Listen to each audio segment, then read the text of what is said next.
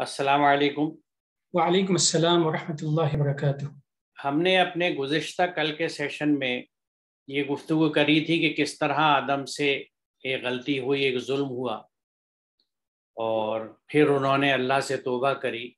اور وہ پوری جمعیت کے ساتھ زمین پہ اتار دیے گئے۔ یعنی آدم اور ابلیس کے یہ قصے کا ذکر ہوا تھا، جس کی تھوڑی سی تفصیل بھی ہم نے ڈسکس کری تھی۔ اب اس سے آگے چلتے ہیں، چلیں طارق صاحب۔ آج کی پہلی آیت ہے آیت نمبر 38۔ اعوذ باللہ من الشیطان الرجیم، بسم اللہ الرحمن الرحیم۔ قلنا اهبطوا منها جميعا فإما يأتينكم مني هدى فمن تبع هدايا فلا خوف عليهم ولا هم يحزنون۔ ترجمہ، ہم نے کہا تم سب اس سے اتر جاؤ، اگر تمہارے پاس میری جانب سے کوئی ہدایت آئے تو جو میری ہدایت پر چلیں گے ان پر نہ تو خوف ہوگا اور نہ وہ لوگ غمزدہ ہوں گے۔ اس آیت کو سمجھنے کے لیے پچھلی آیتوں کو ذہن میں رکھنا چاہیے کہ اللہ تعالیٰ نے انسان کو، آدم علیہ السلام کو پیدا کیا، ان کی شریک حیات کو بنایا، ان کو جنت میں رہنے کی جگہ دی، اور پھر اس کے بعد میں ایک حکم دیا، اور اس خاص حکم کی اطاعت فرمانبرداری نہ ہونے کی وجہ سے پھر انہیں ایک نظام کے تحت اس دنیا پہ، زمین پہ بھیج دیا۔ اب چونکہ اللہ تعالیٰ نے انسان کو تمام اسما سکھا دیے تھے، آدم علیہ السلام کے توسط سے انہیں علم آدم اسماء کلھا، تمام اسما سکھا دیے تھے۔ پھر جب ان سے غلطی ہو گئی تو کچھ کلمات بھی دیے، توبہ کرنے کا طریقہ بتایا، وہ بھی انہوں نے کر لیا۔ اب اس کے بعد میں یہ ہے کہ انسانی نسل کی ہدایت کے لیے جو لوگ بعد میں دنیا میں پیدا ہوں گے، آئیں گے، ان کی ہدایت کا طریقہ کیا ہوگا۔ ایک چیز جو اس سے پہلے بھی ہم لوگ ڈسکس کر چکے ہیں کہ اللہ تعالیٰ نے انسان کے اندر ایک انبلٹ فیچر رکھا ہے، صحیح اور غلط کے درمیان تمیز کرنے کا، کہ وہ آسانی کے ساتھ میں صحیح اور غلط کو کے درمیان فرق کر لیتا ہے۔ ایک عربی کا جملہ بڑا مشہور سا ہے، استفتی قلبک، اپنے دل سے پوچھو، یعنی جہاں پہ کنفیوژن ہو، جہاں پہ ڈاؤٹ ہو صحیح یا غلط ہے تو دل سے پوچھنے کی بات کہی جاتی ہے۔ اب قرآن مجید کی اس آیت پر ہم غور کریں، یہاں پہ اللہ کہتا ہے کہ تمہارے پاس ہماری طرف سے ہدایت آئے گی۔ ہدایت کی جس شکل کا یہاں پہ ذکر ہے وہ آسمان سے آنے والی ہدایت ہے، جو نبیوں اور رسولوں، پروفٹس کے ذریعے سے آنے والی ہے۔ اس ہدایت کو جو لوگ مان لیں گے وہ لوگ کامیاب ہو جائیں گے، اور جو لوگ نہیں مانیں گے ان کے لیے ایک تکلیف دہ زندگی ہوگی۔ تو یہی وہ چیز ہے جس کو ہمیں ذہن میں رکھنا چاہیے کہ اس زمین میں ہم جی رہے ہیں۔ ایک تو ہمیں جو عقل سلیم دی ہے اللہ نے، صحیح عقل دی، اس کے مطابق چلنا چاہیے، اور ساتھ ہی ساتھ میں جو ڈیوائن گائیڈنس ہے، اللہ کی طرف سے نازل کی ہوئی ہدایت کی کتابیں ہیں، سردست جو ہمارے ساتھ میں لیٹسٹ ورژن ہے وہ قرآن مجید کی شکل میں ہے، اس کے مطابق زندگی گزارتے ہیں تو زندگی بہتر ہوگی، یہاں کی بھی اور وہاں کی بھی۔ جی، میں یہاں ایک چیز عرض کروں طارق صاحب، کیونکہ یہ بہت استعمال ہوتا ہے جملہ عقل سلیم کا، تو یہاں یہ فرق،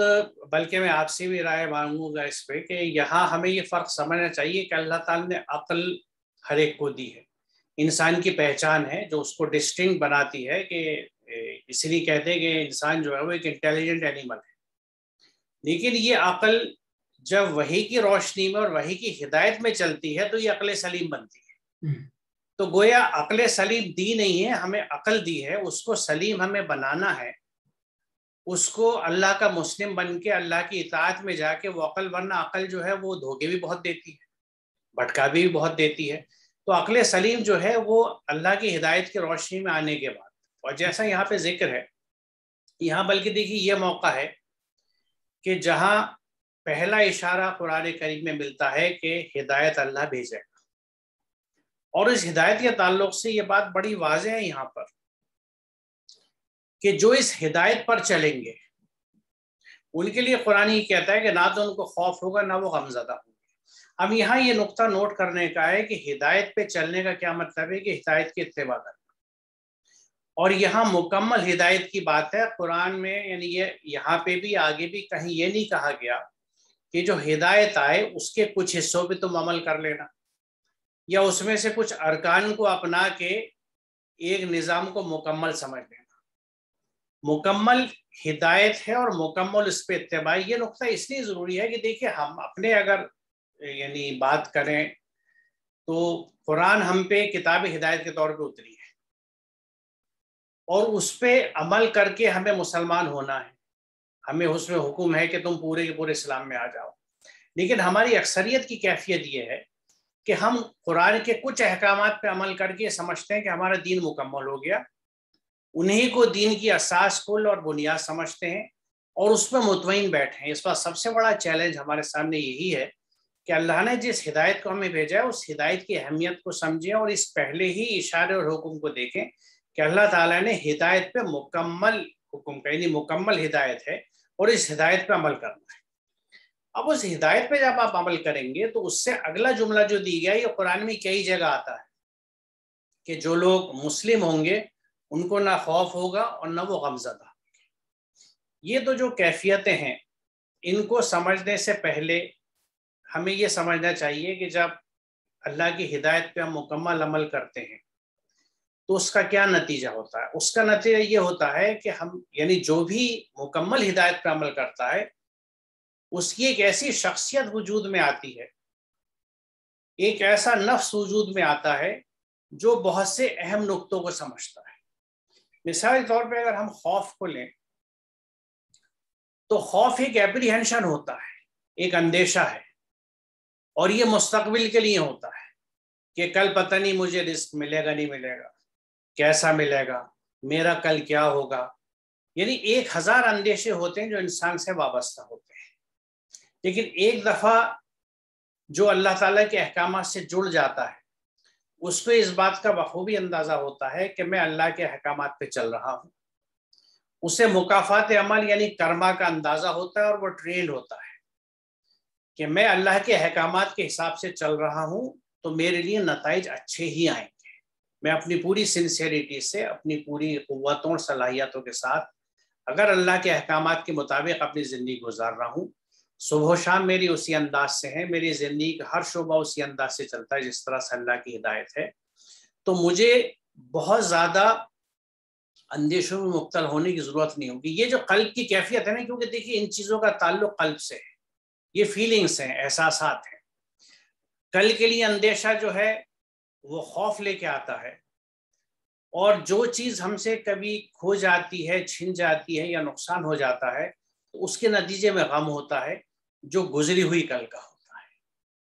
جو کل گزر گئی اس میں کوئی نقصان ہوا ہے تو اس میں ہمیں غم لگتا ہے، غمزدگی ہوتی ہے۔ اور یہاں پہ بھی اس چیز کو ہمیں سمجھنا چاہیے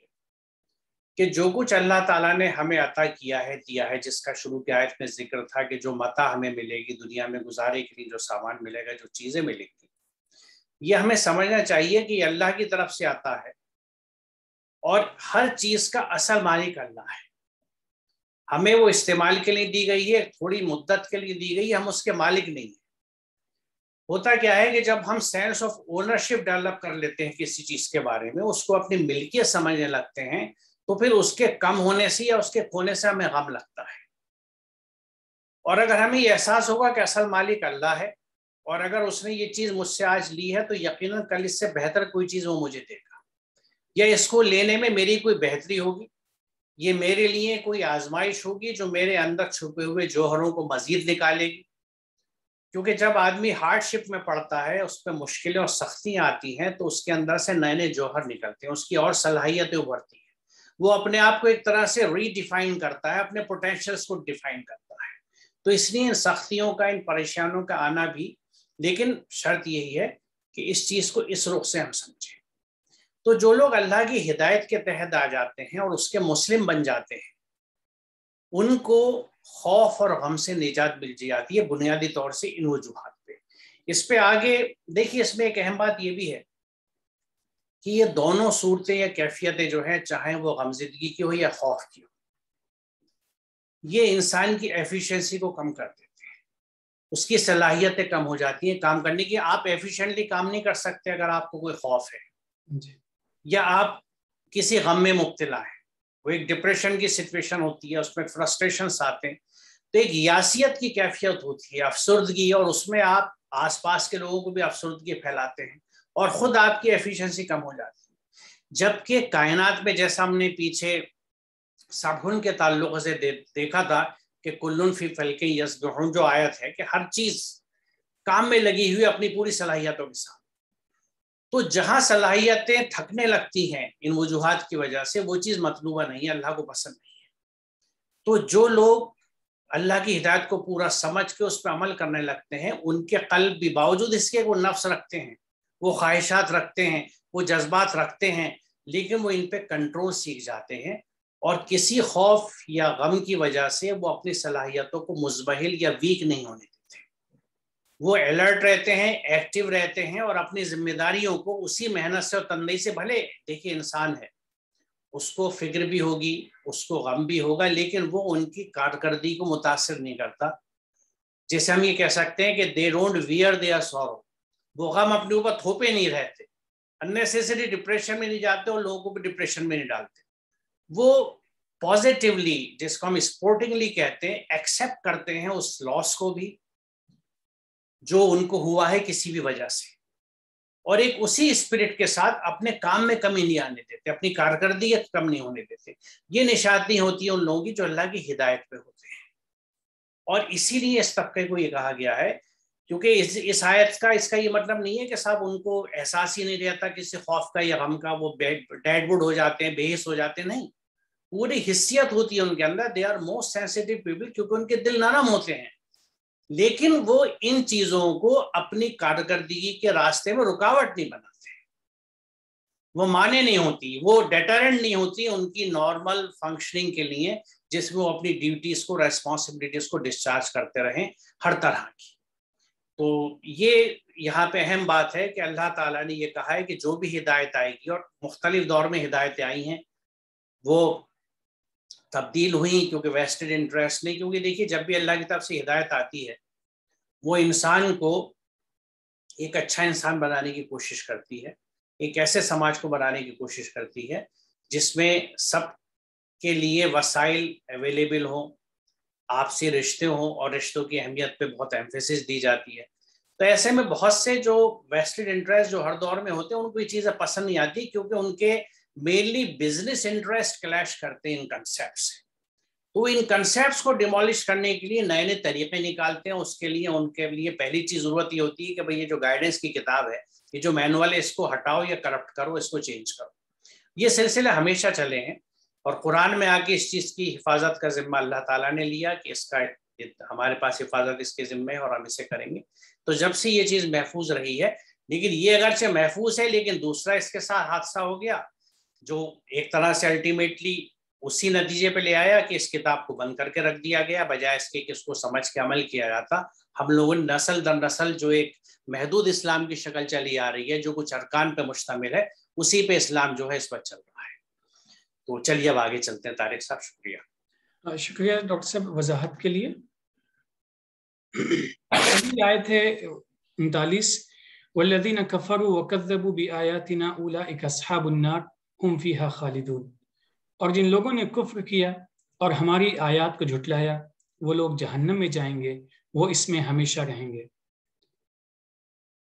اس سے پہلے بھی باتیں آ چکی ہیں کہ انسان جب اچھے اعمال کرتا ہے، اور اس سے پہلے ہماری آمد انسان کی ہوئی جنت میں ہوئی، جنت سے پھر زمین میں آئے، اور زمین سے پھر واپس ہم جب جائیں گے تو وہاں دو آپشن ہیں، یہ جنت کا اور جہنم کا.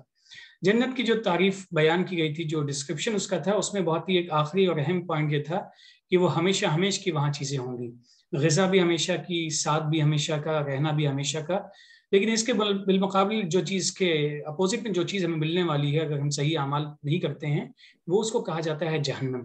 اور جہنم کی بہت بڑی تکلیف یہ بھی ہوگی کہ وہ بھی ہمیشہ ہمیشہ کے لیے ہوگی. تو بہرحال اس میں ایک آیت بھی کوٹ کرنے کو ڈاکٹر صاحب دل کرتا ہے کہ فمن زحزح عن النار وادخل الجنہ فقد فاز. کامیابی کا جو پیرامیٹر بتایا گیا ہے کہ وہ لوگ یقینی طور پہ کامیاب ہو گئے جو نار سے دور کر دیے گئے، اور جو لوگ جنت میں داخل کر دیے گئے. اور یقیناً ان چیزوں کا دار و مدار ہمارے اعمال پہ ہے. یہ بہترین سبق ہے اور اہم سبق ہے اس آیت کا. دیکھیے یہ آیت بہت اہم ہے، اور میں ایک دو سلائیڈز کی مدد سے اس کی کچھ وضاحت کرنا چاہوں گا یہاں سب کے ساتھ، کہ یہاں پہ دو چیزیں ہیں، والذین کفروا وکذبوا. یہ دو یعنی طرح کے جو لوگ ہیں، اور یہ دو لفظ جو ہیں جو بہت گہرے ہیں، ان کو ایک ساتھ رکھا گیا ہے. یعنی کافر اور کاذب. والذین کفروا، جنہوں نے کفر کیا، اور جنہوں نے تکذیب کی، جنہوں نے جھٹلایا. کفر کرنے والے کون ہوتے ہیں؟ ہم پہلے بھی ذکر کر چکے ہیں کفر کا مطلب ہوتا ہے چھپانا، ڈھکنا، کسی چیز کو ہٹا دینا۔ تو جن لوگوں تک ہدایت جاتی ہے لیکن وہ اس سے انکار کرتے ہیں، اس کو چھپا دیتے ہیں، پیچھے ڈال دیتے ہیں، وہ کافر ہیں۔ ان کو ہم کافر کہتے ہیں کہ جن تک ہدایت پہنچی لیکن انہوں نے اسے ماننے سے انکار کر دیا، اس کو فالو کرنے سے انکار کر دیا، اس کی اتباع سے منع کر دیا کہ no we are not going to follow it, ہمارے پاس جو سسٹم ہے ہم اسی کو فالو کریں گے، اور اس کو پیچھے ڈال دیا یا ڈھک کے چھپا کے رکھ دیا۔ دوسری کیٹیگری جو ہے وہ جھٹلانے والوں کی ہے کہ ان تک بات گئی، وہ اس کو سمجھتے بھی تھے لیکن پھر بھی اس پہ عمل نہیں کیا۔ اور یہاں میں تھوڑا اگلی سلائیڈ میں تکذیب کے بارے میں وضاحت کر دوں، پھر اس آیت پہ آئیں گے کہ الکذب ان کے معنی ہے جانتے پوچھتے کسی چیز کے متعلق غلط خبر دینا۔ تکذیب یہ بھی ہے کہ انسان جس بات کی سچائی کا قائل ہو اور اس پر ایمان بھی رکھتا ہو، اس کا عمل اس کے اس ایمان کی گواہی دے۔ اب یہاں اگر ہم اس پیرائے میں سوچیں کہ ہم قرآن کی سچائی کے قائل ہیں، اس پر ایمان بھی رکھتے ہیں، لیکن اگر ہمارا عمل اس ایمان کی گواہی نہیں دیتا، یعنی ہمارا عمل جو ہے وہ اس ایمان کا ریفلیکشن نہیں ہے، تو یہ تکذیب ہے۔ یعنی جانتے بوجھتے ہم اس چیز سے واقف ہیں کہ قرآن کے جو احکامات ہیں یہ ہم پہ فرض ہے، یہ سب چیزیں ہم جانتے ہیں، لیکن پھر بھی ہم نہ اس پہ سمجھتے ہیں نہ اس پہ عمل کرتے ہیں، تو یہ تکذیب ہو گئی ہے۔ اور یہاں جو اس آیت میں یعنی دوسری غور طلب چیز ہے وہ یہ ہے کہ جو اس کو قبول کرنے سے انکار کریں گے اور ہماری آیت کو جھٹلائیں گے، وہ آگ میں جانے والے لوگ ہیں جہاں وہ ہمیشہ رہیں گے۔ اولئک اصحاب النار هم فیہا خالدون۔ رونگٹے کھڑے ہوتے ہیں اس بات سے کہ یہاں جن کا یعنی بلیو رہا اس بات پہ، فیتھ رہا، لیکن عمل میں وہ ریفلیکٹ نہیں ہوا، وہ عمل میں ٹرانسفارم نہیں ہوا، جس کو قرآن تکذیب یا جھٹلانا کہتا ہے، تو وہ اور کفار ایک ہی کیٹیگری میں ہوں گے اور وہ ہمیشہ جہنم میں رکھے جائیں گے۔ یہ چیز بہت یقیناً یعنی دعوت فکر بھی دیتی ہے اور ڈرانے والی بھی ہے، اور پھر اس بات کی ایمفیسس کی جاتی ہے کہ قرآن سمجھنا اور اس پہ مکمل عمل کرنا اور پورے کے پورے اسلام میں آنا کتنا ضروری ہے۔ دیکھیے یہ بات میں بار بار اس لیے کہہ رہا ہوں کہ میرے اپنے پچھلے برسوں کے اس طالب علمی کے دور میں جس میں نے قرآن کو سمجھا، غور فکر کیا، لوگوں سے گفتگو کری، اپنی بات رکھی، وہاں ہو سکتا ہے آپ میں سے کچھ لوگوں کے سن کے حیرت ہو، لیکن جیسے سورہ قصص کی آیت کا میں ذکر کرتا ہوں، قصص 85 کا، کہ ان الذی فرض علیک القرآن لردک الی معاد، اس میں ایک حلقہ ایسا ہے جو یہ کہتا ہے کہ بھئی یہ قرآن تو صرف نبی پہ فرض تھا، ہم پہ نہیں ہے فرض۔ تو اس سوچ کو ہٹانے کے لیے جو اور دیگر احکامات ہیں میں ان کو اس لیے ایمفیسائز کرتا ہوں، جیسے میں ہمیشہ اس بات کو کہتا ہوں کہ جو قرآن کی آیت ہے کہ اتبعوا ما انزل الیکم من ربکم ولا تتبعوا من دونہ اولیاء، یہ کیا کہتا ہے کہ جو اللہ کی طرف سے تمہارے پاس ہدایت نازل کی گئی ہے اس کی اتباع کرنی ہے، اور کسی اور اولیاء کا، ولی کا، سسٹم کا، آئیڈیالوجی کی اتباع نہیں کرنی۔ اب اگر یہ سب کے لیے حکم ہے تو ظاہر ہے قرآن فرض بھی سب کے اوپر ہو۔ وَأَنَّ هَٰذَا صِرَاطِي مُسْتَقِيمًا فَاتَّبِعُوهُ، کہ بے شک یہ میرا سیدھا راستہ ہے، اس کی اتباع کرو۔ تو اس پورے راستے کی اتباع کی بات ہے، یہ نہیں ہے کچھ ارکان جو تم نے چن لیے یا کہیں سے آگے ان کی اتباع کرو، تو پوری جگہ ٹوٹیلٹی کی بات ہے۔ اور یہاں پہ بھی دیکھیے اس میں جو پہلے ہم نے جو ابھی آیت نمبر کون سی تھی جو دیکھی کہ جو ہدایت تمہارے پاس پہنچے، اس میں یہ کہا گیا کہ جو بھی ہدایت آئے گی جو اس کو اتباع کریں گے، جو اس کو فالو کریں گے، وہی مسلم ہوں گے اور ان پہ کوئی نہ خوف ہوگا نہ غم ہوگا۔ تو یہ میں ایمفیسس بار بار اس لیے کہہ رہا ہوں کیونکہ میں نے اب تک اپنی زندگی کے سفر میں یہ دیکھا ہے کہ کہیں نہ کہیں ہمارے ہاں یہ سوچ ہے، کیونکہ قرآن ایسے ہی بند نہیں ہے ہمارے، کوئی قرآن کی اہمیت کو سمجھنے کے بعد قرآن کو بند نہیں چھوڑ سکتا۔ قرآن کو بند وہی رکھا رہنے دے گا جس کو کسی نہ کسی طرح سے یہ غلط فہمی پیدا ہو گئی ہے یا کر دی گئی ہے کہ قرآن بہت اہم نہیں ہے، ضرور پڑھو، اس سے ثواب کماؤ، کسی کو ثواب بخشو اسے، اور تم انہیں ارکان کو کرتے رہو، مثال کے طور پہ نماز پڑھتے رہو پابندی سے، روزے رکھتے ہو، حج کرتے رہو، اور جب ضرورت ہو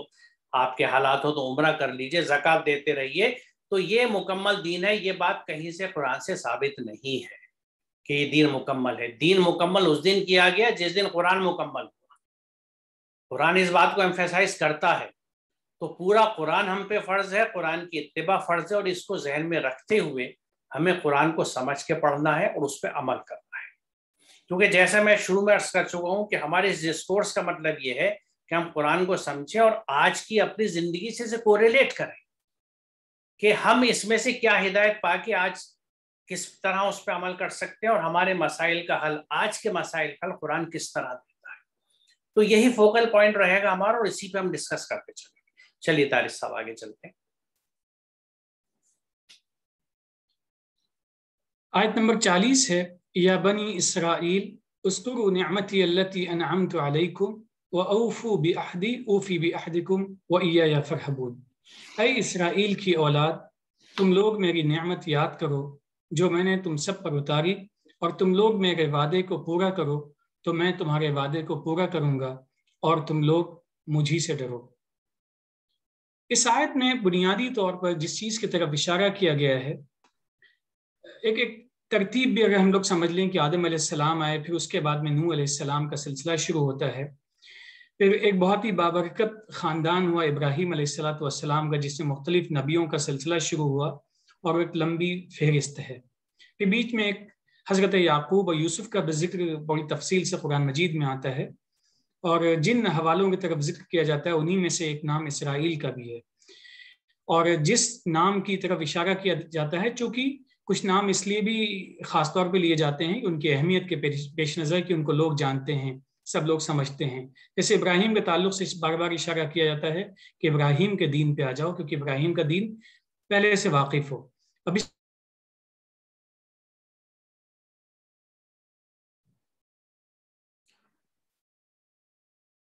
آپ کا ویڈیو ہینگ کر گیا شاید طارق صاحب. باتوں کو جب تم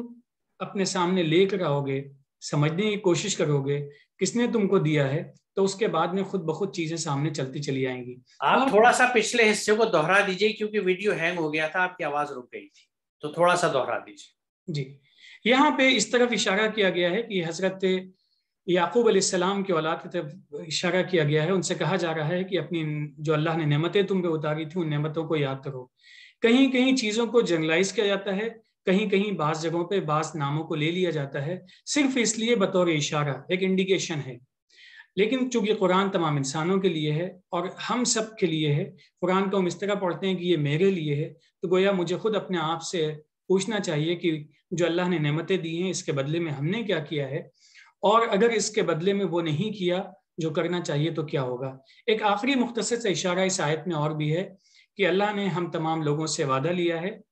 جس کو ہم عہد الستو کہتے ہیں. الست بربکم، کیا میں تمہارا رب نہیں ہوں؟ قالوا بلا، سب نے کہا تھا کہ کیوں نہیں، آپ ہی رب ہیں. تو اسی عہد کی طرف اشارہ ہے. اب یہاں پہ تھوڑی سی وضاحت مزید بھی کرنے کی ضرورت ہے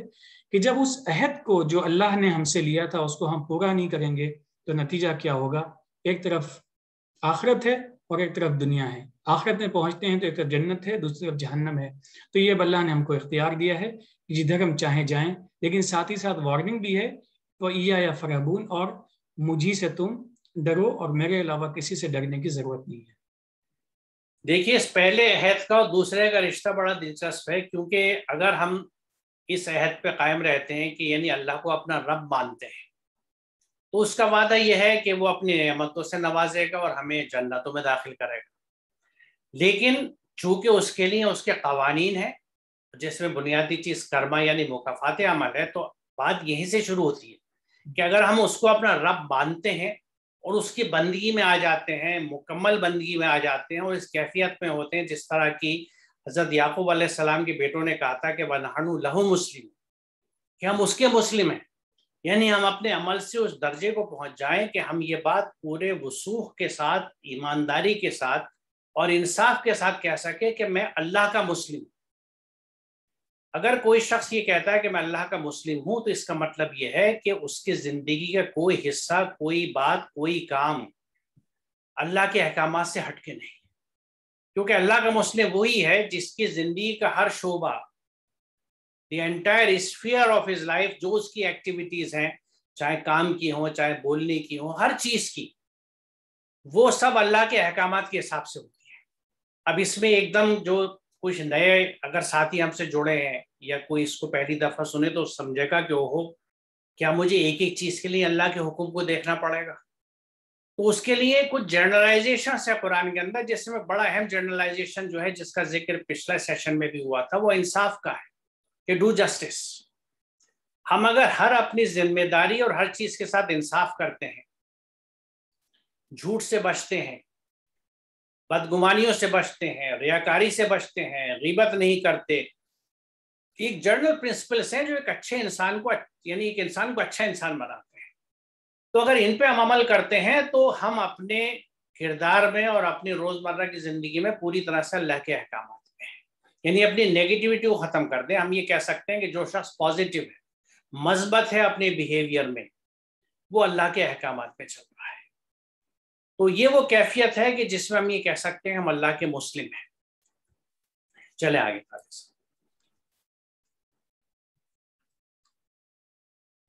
اگلی آیت ہے آیت نمبر 41،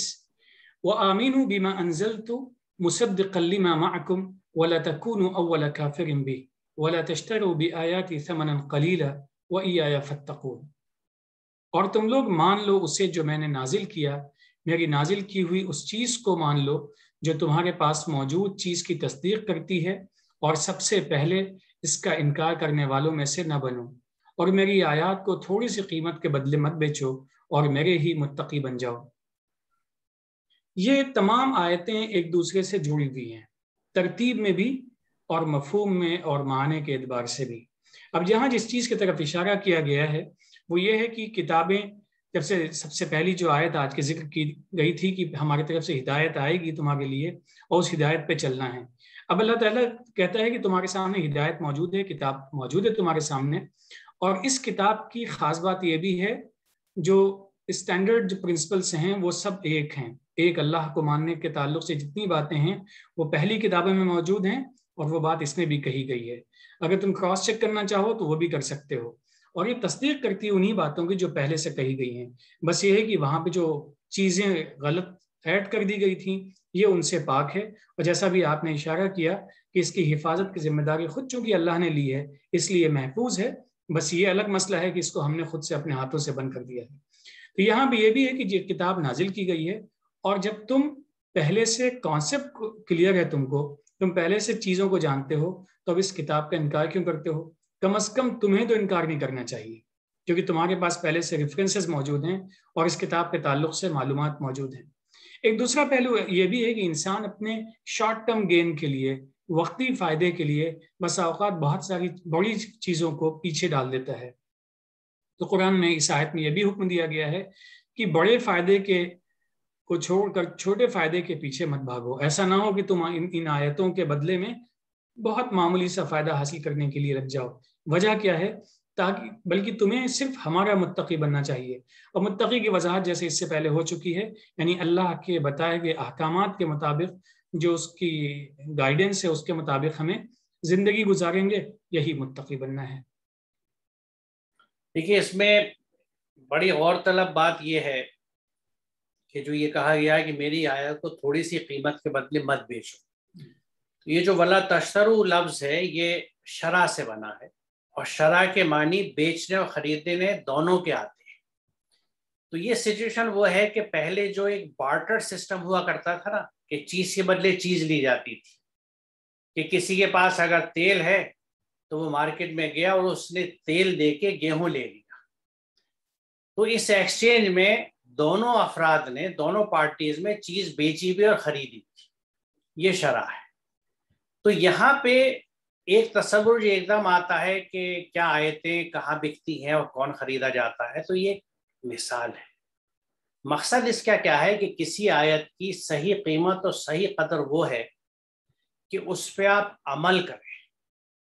وہ اللہ کا حکم، وہ اللہ کی آیت جب ہمارے زندگی میں ہمارے عمل کا حصہ بن جاتی ہے تو اس سے جو بینیفٹس ہمیں ملتے ہیں،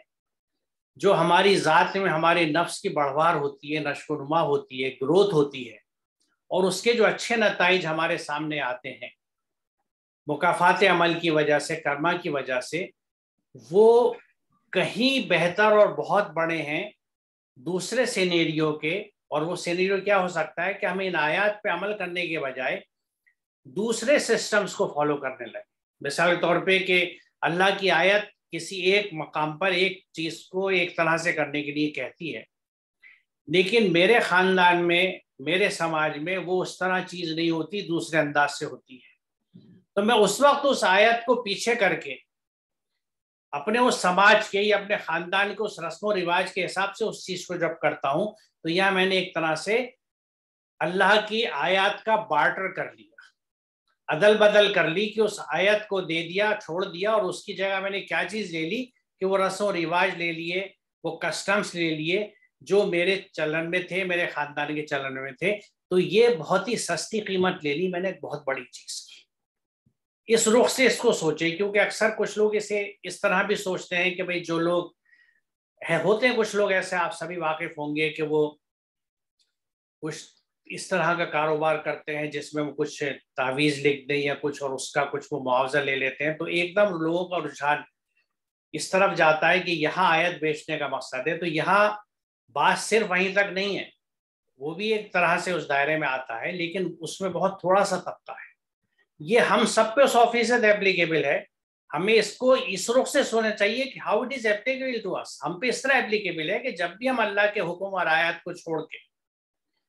کسی دوسرے سسٹم کو جس کو ہم فالو کرتے آ رہے ہیں جنریشن آفٹر جنریشن، یا جس کا ہمیں جی چاہ رہا ہے، یا جو ٹرینڈی لگ رہا ہے ہمیں کہ یہ تو سب اس طرح کرتے ہیں میں بھی کروں، تو یہ ہم نے آیت کو بہت ہی سستی قیمت پہ بیچ دیا، اور اس کے بدلے میں جو چیز لے لی وہ تو بالکل کوڑا ہے، کیونکہ اس سے آپ کو نہ دنیا میں فائدہ ہوگا نہ آخرت میں فائدہ ہوگا. کیونکہ اللہ کی ہدایت کی خوبصورتی یہ ہے کہ اس سے آپ کو دنیا اور آخرت، یعنی یہ دنیا، یہ زندگی اور اس سے بعد کی زندگی، دونوں میں فائدہ ہوتا ہے. اور یہ نظام، یہ سسٹم آپ کو سوائے اللہ کے دیے ہوئے ہدایت اور قانون کے علاوہ کہیں نہیں ملتا. کیونکہ باقی زیادہ تر جو سسٹمز ہیں وہ جو انسان کے بنائے ہوئے ہیں وہ کمرشل ہیں، منفعت بیسڈ ہیں کہ کس طرح سے نفع کمایا جا سکتا ہے، اور وہ فوکس دنیا کے اوپر ہی ہے کہ یہاں ہم کس طرح سے زیادہ زیادہ منافع کما سکیں، زیادہ سے زیادہ سہولت کما سکیں اور اپنی فائدہ جٹا سکیں. اور اس میں جس طرح کے اعمال ہوتے ہیں ہم سب واقف ہیں، اس سے آخرت میں اور بعد کی زندگی میں یا کرما کے حساب سے نقصان ہی ہوتا ہے ہمیں. تو یہاں آیات کو سستے دام بیچنے سے مراد جو ہے وہ یہ ہے کہ don't exchange the divine orders with worldly customs اور یور اون ڈیزائرس. جو دنیا کے، خاندان کے، سماج کے رسم و رواج، طور طریقے ہیں، یا جو میری خواہشات ہیں، ان کو میں اللہ کی آیات اور احکامات سے نہ بدل لوں. اب یہ جملہ میرا سن کے میرے خیال میں کہیں نہ کہیں اندر یہ ایک احساس ہوا ہوگا کہ میں بات کیا کہہ رہا ہوں. یہ اشارہ اس طرف ہے، میں اسے پھر دہراتا ہوں کہ جب بھی ہم اللہ کے کلیئر کٹ احکامات ہونے کے باوجود ان احکامات پہ عمل نہ کر کے اپنے سماج، اپنے کسٹم، رسم و رواج، یا اپنی خواہشات یا اپنے سماج کے خواہشات پہ عمل کرتے ہیں، تو یہاں ہم نے اللہ کی آیات کو سستے داموں بیچ دیا، کیونکہ اس کے بدلے میں جو چیز ہم نے لے لی وہ ہمیں ڈیفینیٹلی نقصان دینے والی ہے. تو یہاں پھر اس چیز کی ایمفیسس ہوتی ہے، اس چیز کی اہمیت سامنے آتی ہے کہ ہمیں زندگی کے ہر شعبے میں، ہر کام میں اللہ کی ہدایت اور احکامات کے حساب سے ہی اپنی زندگی گزارنی ہے، تاکہ ہم اس دنیا میں بھی اور اس کے بعد کی دنیا میں بھی اچھے نتائج پا سکیں، اور یعنی ہم منتقی بن سکیں، جس کا آخری حصے میں ذکر کیا گیا ہے کہ میری تھوڑی سی قیمت پہ آیتوں کو مت بیچو اور میرے ہی متقی بنو، یعنی میرے ہی احکامات کو مانو، جو میں نے تمہارے لیے ڈوز اینڈ ڈونٹس دیے ہیں اسٹرکٹلی انہیں کو فالو کرو تاکہ تم متقی بنو، میرے ہی مسلم بنو. کسی اور کے مسلم بن کے، کسی اور کے متقی بن کے تم بہت گھاٹے کا سودا کرو گے. تو ہم سب کو یہ خیال رکھنا چاہیے کہ ہم کوئی گھاٹے کا سودا نہ کریں. اور اللہ تعالیٰ نے جو ایک بہترین نظام ہمیں دیا ہے، جو ہمیں ہر طرح سے امن دیتا ہے، سکون دیتا ہے، جس میں ہر طرح سے فائدے ہیں، ہم اسی پہ عمل کریں اور اسی کی طرف جائیں.